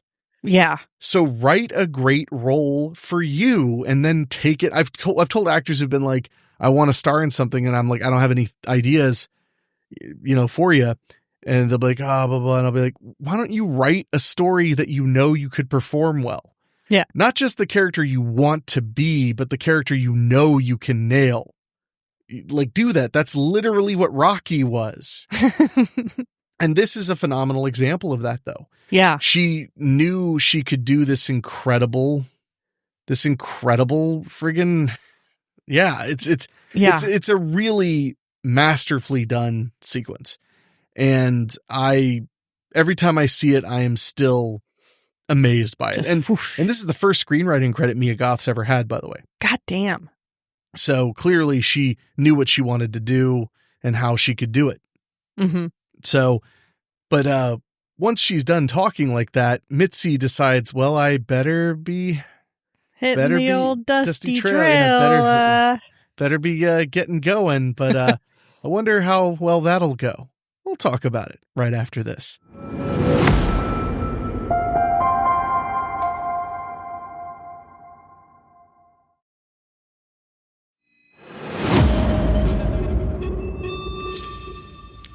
So Mia Goth finishes her amazing monologue, and Mitzi is, for good reason, a little unsettled. A little bit, yeah. A smidgen. Just a bit, just a scotch. So she takes a couple breaths, and then she's kind of like, okay, well, I think I need to be getting going. And Pearl asks her point blank, are you frightened? Did I frighten you? And Mitzi, to her credit, is still trying to be a good friend. Why she would, I don't know. Yeah, but she's still trying to be a good friend. She's still trying to be polite. And she lies and she says, no, it's just, I just have to be getting home is all. And Pearl asks, do you think I'm sick? And Mitzi lies again. And she's like, no, I don't. I think you're fine. And Pearl then says, I'm happy for you for getting the part. Yeah, this part's so uncomfortable. Oh. And Mitzi's like, what? And Pearl says, I'm happy for you. I'm glad you got the part. Clearly you got the part because they're looking for someone younger and blonde and all-American. And you always get everything that you always want, don't you? And Mitzi's getting more and more uncomfortable. She gets up and she's trying to leave. And she gets to the door and Mitzi, she says, I'm not going to say anything. I know that things have been hard for you, so I'm just gonna leave. I'm just gonna go. And she walks out the door, and it's such a beautiful shot because it's so dreadful. Because Mitzi's walking, like speed walking, and the camera's just in front of her as she's going down the driveway, and then we see Pearl, 100, maybe 200 feet behind her, walk out the door and just nonchalantly walk up to a tree stump and grab an axe and just power walk up behind her.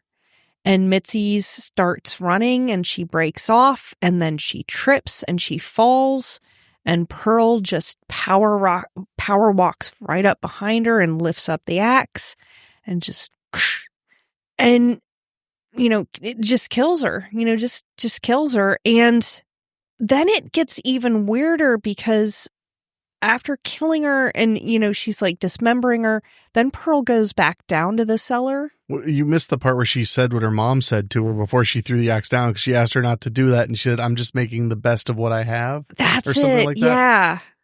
Yeah. She says, I'll do anything you want. And she says, yeah, it's not about getting what I want. I'll just, doing the best with what I've got. Yeah. So yeah, she kills her and dismembers her, feeds her to the gator, and she goes down and gets And her. it's like done in a montage and slow motion and stuff, but like it's really gruesome dismemberment. I mean, it's not done subtly. She's chopping the arms up and chopping the head off and throwing it into the water for Theta.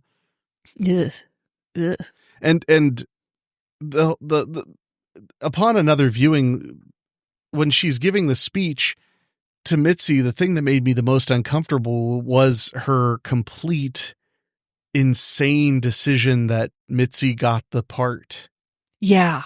Mitzi didn't even audition, but she realizes how far gone she is that she just starts going along with it. Thank you. It's good that, it was nice that I won or whatever. That just is such a perfect example of like what happens when somebody goes into like a completely delusional state where they're just completely off the reservation. But you were talking about when she heads into the basement to where Ruth is. Yeah, to where Ruth is. It's so uncomfortable because you see, you go back to that sense of Arrested Development because she just sits there and cuddles up with her mom's corpse and like kind of fantasizes about being held and sung, having her mom sing her a lullaby and rock her to sleep. An old German lullaby. Which is part of the montage as she's kind of like, quote unquote, cleaning up around the farm. And then, she gets her mom's body and dresses it up and does the hair, what little hair is left, and, gets her dad's body and sets them all up at the dinner table. and waits for Howard. And we don't know exactly how much time passes, but it's enough. It's enough time. And we go to, we see the exterior of the farm, Powder Keg Farms, and, army truck stops, and Howard gets out of the truck, walks up to the house, and kind of notices things are a little amiss almost immediately. Just things seem off when he walks through the door, but it's really off when he gets to the kitchen and dining room, and now the food is covered in mold and maggots. And she's put the pig on the table. Yeah. She's basically decided that in order to make up for all of her wrongdoings and stuff, that she's going to make a home for Howard to come home to, and hope that that is enough to make him keep her around. Yeah. Well, appease him, I think, sounds a little too kind. Yeah. Like, to get him to accept what she is and what she's done. And it's such a hard moment to watch when he walks in and just sees all of that. And then she runs up to him holding a pitcher and says, "Howard, I'm so glad you're home." And you realize that she's been living with them at that dinner table for weeks, which is a psychopath thing to do, is like leaving dead people where they would be if they were alive, so that you don't have to completely and utterly face the whole mess. And I want to mention, because that's a popular thing. Texas Chainsaw Massacre played with that concept a lot, especially in part 2, which was the funnier one, but had a lot of like dead family members in seats and stuff like that. The story that I read on Weekly Spooky this week for Valentine's Day, the novella we published by Bruce Haney, it's called "Will You Be My Undead Valentine?" Very cute title, but it's actually very interesting and insightful story. And what made me think of it was the main character has this very religious, controlling mother, and she starts letting him go out and make friends and meet people and stuff. And he figures out why when he finds a copy of Time magazine in her bedroom, which magazines are forbidden in their home. And it's the Time magazine about Ed Gein.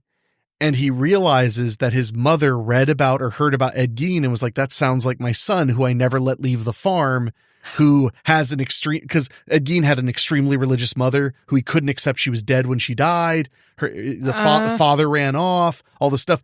And there's a part where he says in the story, he just literally goes, I guess it's cool, except for the part that my mom is afraid I'll be the next Ed Gein, and that's why she wants me to go to the Grange Hall to dance on Fridays, is because she's afraid I'll become a psycho.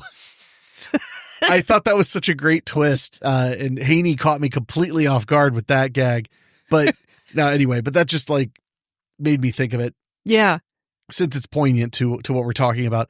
But we're going to take a quick break, and then we'll talk about the incredible final moment and dissect a little bit more about Pearl right after this.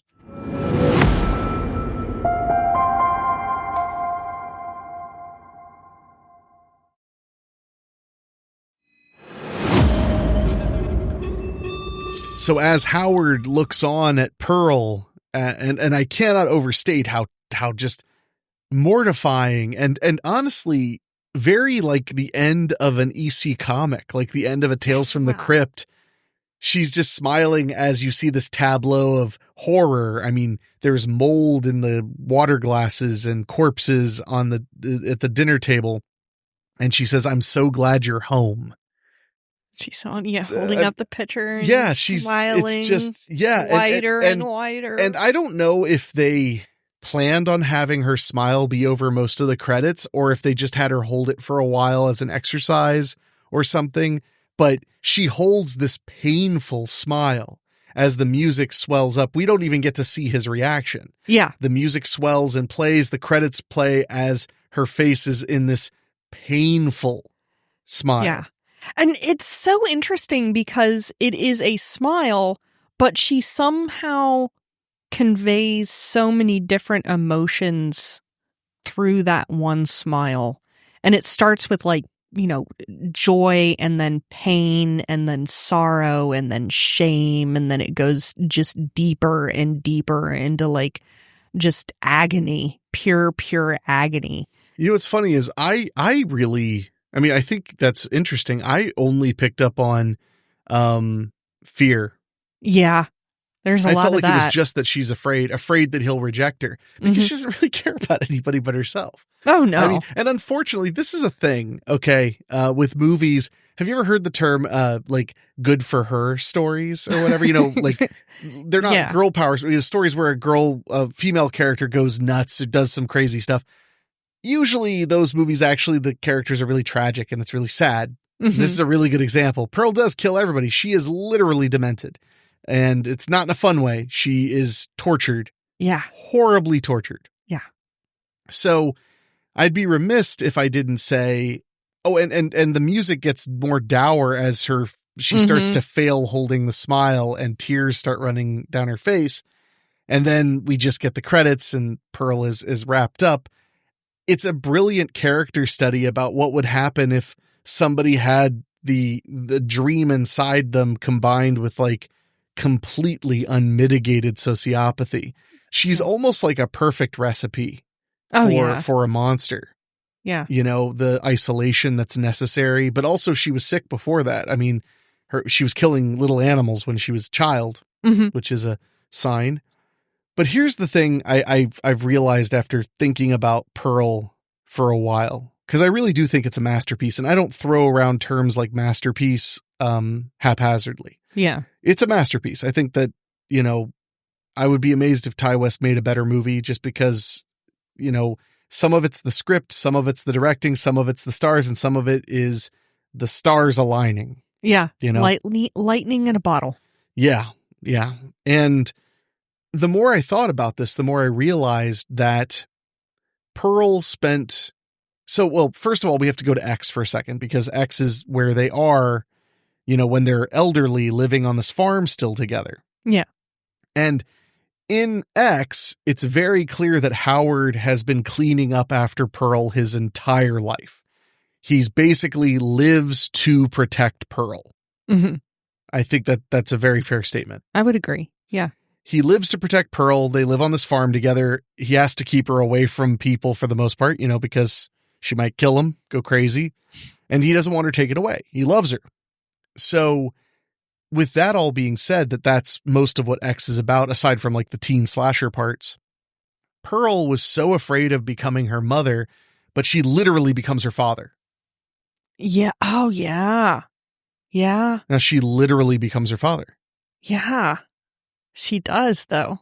Because there's no partnership. I mean, she gives that whole speech about how at one point she got pregnant and she was scared of it and she felt like this monster was growing inside her, just sucking away her life force and stuff.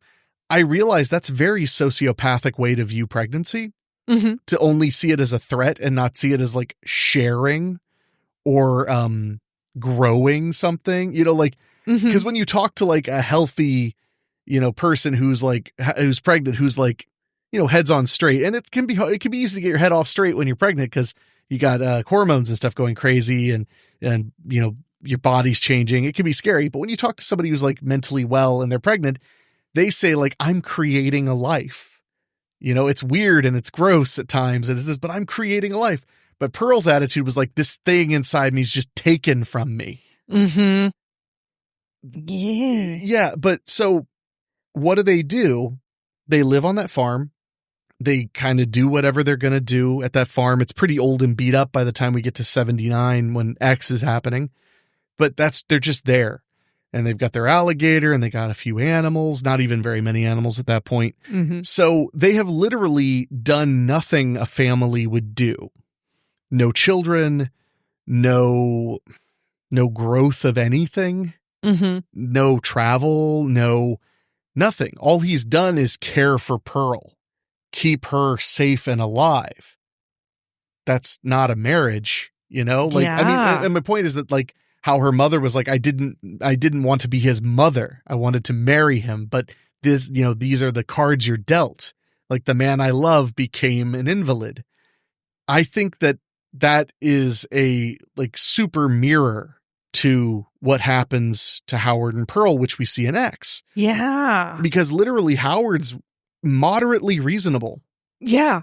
And Pearl is not. Pearl's the one who's like, I don't like what they're doing. I don't like the way they look. I don't like that they're making a movie. They think they're going to be famous because she's, bitter as shit in X. She is her invalid dad. Can't leave the farm. Can't take care of herself. Has to be cared for. And in X, Howard and they're both getting really old. And Howard's afraid of what'll happen if he dies before her. Yeah. But he also won't kill her or anything because he's like a normal human, and not a broken monster who thinks movies are real, I guess. So no, it's just that's all. It's just that's something I really thought about last night after we watched the movie again. Is I was like, it was about right when the mother got burned alive. It hit me. I was like, oh my God, she becomes her dad. Yeah. No, that's a very great point. Well, and I'm afraid I'll become you, Mom. Well, your mother's like a very tough, very able and capable, headstrong human being who is still a human. I mean, when she's crying at night because the situation is just fucking fucked, it's like that's being human. That's the kind of thing that I really started to dawn on me when I was chewing on the whole concept. Yeah. Is like, yeah, she becomes her invalid father. That's very interesting. Yeah. So I don't know. I like, and there were other things I was unpacking too. Like there's no siblings. Pearl is an only child. Really unusual for that time period, which would make me think that somebody, like maybe her mother couldn't bear children anymore or something. Yeah. Something happened. Because I mean, in that era, because Pearl would have had to have been born like in the 1890s. Mm-hmm. You just have a lot of kids, people have a lot of kids, especially on a farm. Yeah. Because more hands, more mouths to feed is tough, but more hands to help and stuff. So there's also that element too of making me wonder, like maybe the mother Ruth was also angry because like this was the only child she could make. Oh yeah. This is the only one she could have. And look at this. She got cursed with one that's off. Or if you want to play it the other way to be a little bit kinder. Oh, not really kind in a way. It could be more like I only have one child. Like my mother had 6 children and we all turned out okay. Like, and we like grew up in a horrible place that was poverty stricken. I only have one child to care for and look how she's turned out. Like I am, not half the mother my mother was. Mm-hmm. My mother made us all better people and we had less to eat. We barely had a roof over our heads. And look at this. I live opulently with my daughter who is a monster. Yeah. What did I do? How did I do such a bad job? How did I mess this up? Yeah. I think that's a very, harsh German kind of attitude. Yeah. So those are all the things that I've been thinking about that I hadn't considered until this last viewing of Pearl. But, yeah. Yeah. Well, I'd love to hear your opinions on it right after this.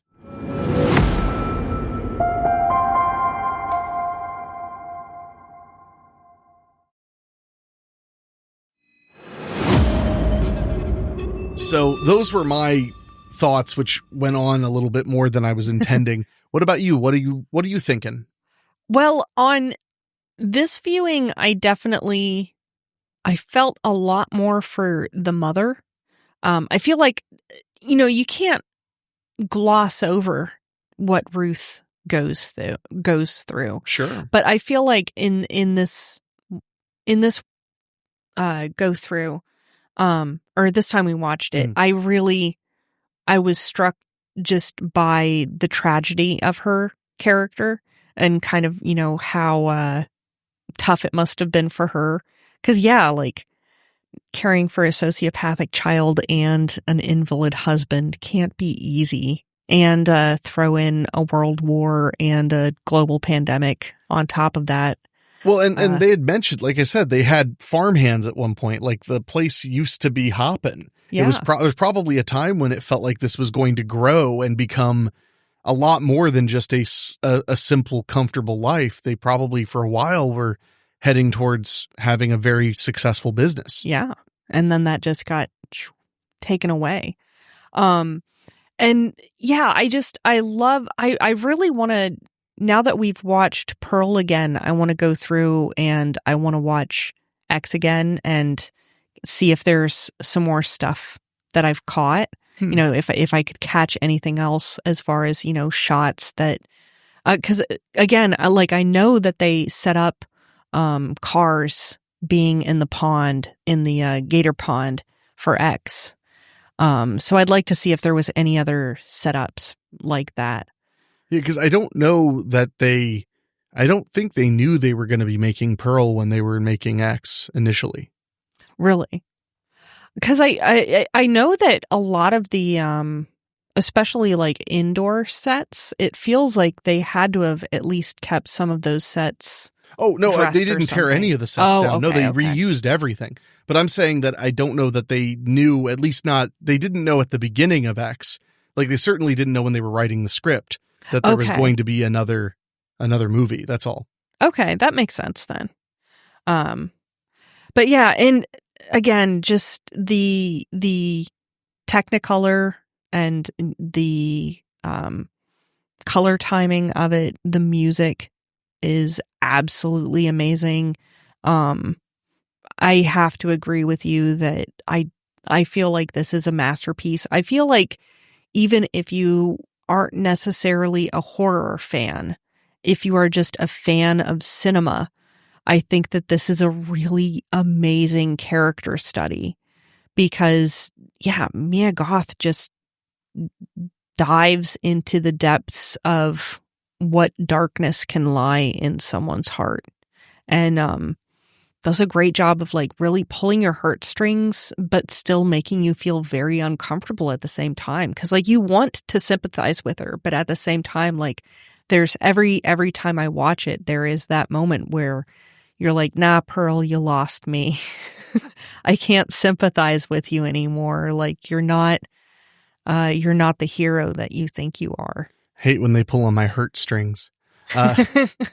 No, and I mean, Pearl is definitely pretty quickly a villain, but a tragic one for sure. I mean, the hardest part for me, the moment where I feel the worst for her is just when she's right before the big long scene with Mitzi, where she just says like, I don't feel well. You know, is there something wrong with me? That's where I feel really bad for her because she is sick. Mm-hmm. You know, she's not well.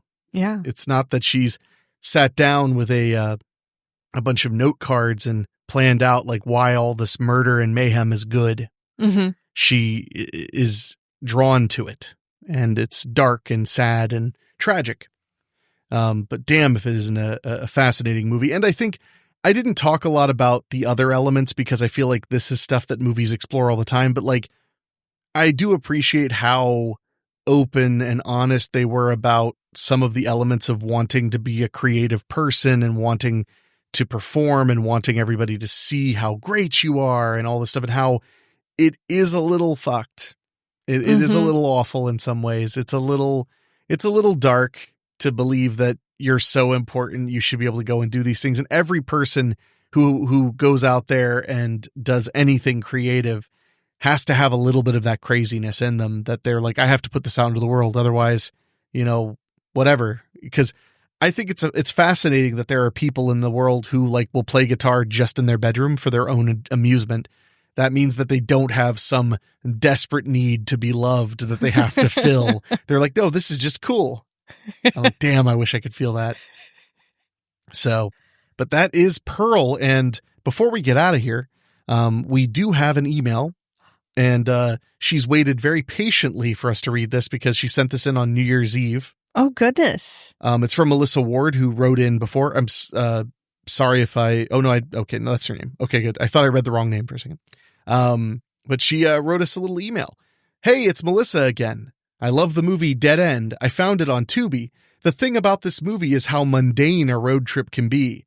While there's many movies that are about a road trip or start out as one, Jeepers Creepers comes to mind, this one hits a bit different. The simplicity of the scene, it is heavy on atmosphere more than meat. Things like a creepy gas station or houses aren't necessary. The humor is amazing. The horror is found in the everydayness of it. Anyway, your discussions never disappoint. Sorry I'm rambling. Have you seen Frenzy 1972 by Hitchcock? I have. I know you have not, I would guess. Frenzy's really, really good. Another solid movie, violent by those days' standards. Extremely violent by those standards. Also, I was surprised to hear you'd seen Dudes. She referenced that in her last email. I have. It's been a while, but I would watch that again. I love me some Daniel Roebuck. Few people have. Thanks for mentioning my email. Well, we mentioned this one too. Hope you and yours have a great new year. Here's hoping for a better one. We all need it, Melissa. Well, thank you for writing in, Melissa. Yeah, that was great. And we're always happy to hear from you. And if you guys, any of you listening, want to write in, share movies you enjoy, thoughts on our thoughts, whatever you may have, just send the email to weeklysspooky@gmail.com. Yeah. Yeah. So anything else you want to share about Pearl, or what we're going to be talking about next? Or well, next we are going to be talking about Confessions of a Serial Killer. Oh gosh. Yeah. You've been threatening to make me watch that one for a while. You still haven't seen it? Mm-mm. That's a heavy one. Yeah. All right. Well, I mean, it's your call. Heavy February, which doesn't rhyme, but I'm going to pretend it does. Heavyuary. Heavyuary. All right. I think that's the cue for us to get out of here.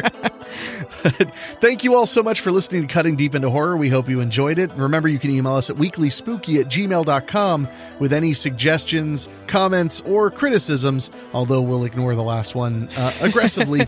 I want to mention also, I think Confessions of a Serial Killer is available on Tubi. And now I'm like checking as fast as I can. I don't know. You'll find it on your own. Good luck, everybody. But no, thank you guys for joining us. If you love what we're doing here, remember you can go to weeklyspooky.com/join. Sign up for our Patreon for as little as $1 a month. Help us keep the show going and going. We do appreciate it, but we'll be back in a couple weeks talking about Confessions of a Serial Killer, one of my favorite, truly unloved, not loved enough horror films of all time. So until next time, stay safe and stay off the farm.